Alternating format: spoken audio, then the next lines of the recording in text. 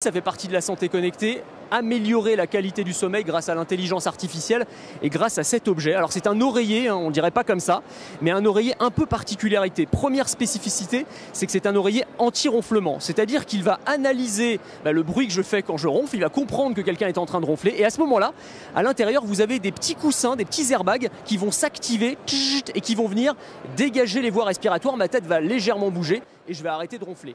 Deuxième chose, il y a de l'intelligence embarquée dans cet oreiller qui va être capable d'analyser les cycles de sommeil, d'analyser ma respiration, mon rythme cardiaque, de me donner des conseils pour mieux dormir et même de commander ma maison, d'augmenter par exemple ou de faire baisser la température ou l'humidité pour que je dorme vraiment comme un bébé. Alors est-ce que demain on aura tous à la maison des oreillers connectés anti-ronflement? Je ne sais pas, ça fait un peu partie du charme du CES.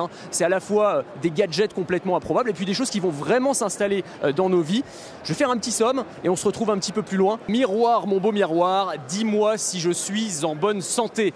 On est sur le stand du français WeThings qui présente cette année cet appareil assez étonnant, un miroir qui va utiliser l'intelligence artificielle pour me dire si je suis en forme. En fait, ce miroir, il va récolter et agréger tout un tas de données de santé à travers ma montre connectée, mon tensiomètre, mon pèse-personne, et il va venir me les afficher. Alors c'est une intelligence artificielle qui va en fait, pendant que je suis en train de me brosser les dents, par exemple, me faire un petit bilan de santé au quotidien. Donc on a je sais pas moi, mon poids qui s'affiche en temps réel. L'IA va même me parler, donc il va falloir s'habituer à parler avec son miroir. Et par exemple, l'IA peut me dire ah bah là je vois que niveau rythme cardiaque, ces 3 derniers jours c'était un peu bizarre. Peut-être qu'il faudrait prendre rendez-vous chez le médecin. Alors évidemment, le risque c'est de nous transformer tous en parano sur les sujets de santé, mais l'intérêt ça va être de faire de la prévention, de limiter l'apparition de certaines maladies chroniques notamment. Bon, je vais en profiter d'être ici pour faire un petit check-up. On sait jamais.